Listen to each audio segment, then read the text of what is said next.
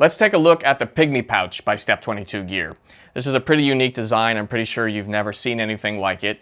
It is designed to be mounted vertically. It's compatible with the Step 22 spare tire mount, like you see I've got one mounted here in the studio.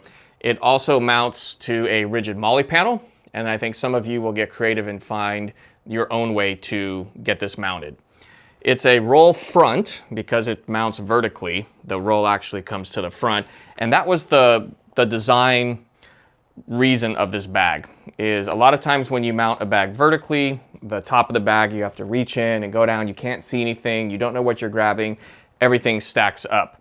So I'm going to undo that side release buckle and kind of give you a few different angles of how that works there. You can roll it to either side. You can roll it to the right or to the left in there and do that. There is a web pass-through that'll hold that strap up. You can either leave that through or pull it back out. That's up to you. You'll see zippers on both sides of the bag. So if you've got smaller things that are somewhat flat, you can access those without having to go into the main compartment.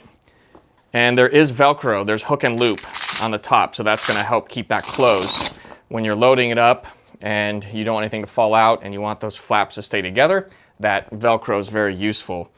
So let me hold it up closer to the way that it'll look when it's mounted vertically, like so. And you can see this one, I've got some recovery gear. I've got a pair of gloves. I've got a soft shackle and a winch extension in this one.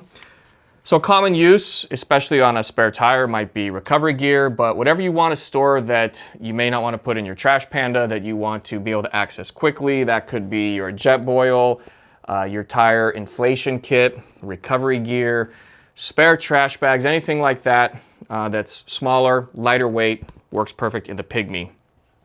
Now you'll see kind of in there's a front panel sewn in, and what that does is that helps hold everything in, so when you open this up, nothing's going to fall out. That keeps everything nice and tight in there. Behind that, there's actually a flap. So it's going to be hard to see in here, but there's a Velcro down low that allows you to lift that flap up. And if you see back inside there, there's going to be that rigid back panel with the laser cut pattern. It's a lot easier to see from the outside, so as I reach into the backside, I have access to that panel. That panel is what is going to allow you to push your hardware through. So it's probably going to be 1/4-20 hardware, which is very common. And that 1/4-20 hardware is what is compatible with the Step 22 spare tire mount, also with our MOLLE mount PEM plates, which I have a few that are sitting out here. So let me set this to the side. And this is if you wanted to mount to a rigid MOLLE panel. You can use the Step 22 MOLLE mount PEM plates. We've got two different lengths. The smaller one only has 2 PEM nuts that are attached to it. The longer one, you have a lot more choices. The reason for the 2 lengths really depend on the MOLLE panel that you're going to connect these to. If you have a very small panel and you can't fit that longer plate and you need to go with a shorter plate, you can do that. Of course, the spacing for the MOLLE mount PEM plates aligns perfectly with the laser cut slots on the back side. And the same spacing that you'll find on the MOLLE mount PEM plates is the spacing that you will find on the spare tire mounts, right? So that works perfectly. I've got a mock-up of a Pygmy on a rigid MOLLE panel using the MOLLE mount PEM plates.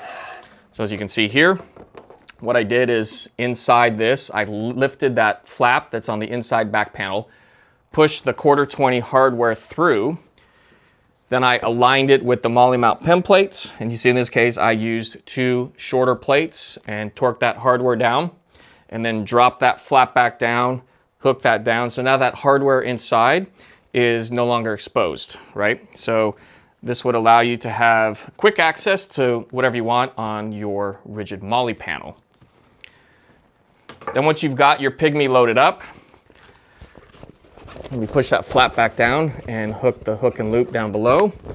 So I'll throw that soft shackle and winch extension back inside. And I got that pair of gloves. Put those in there.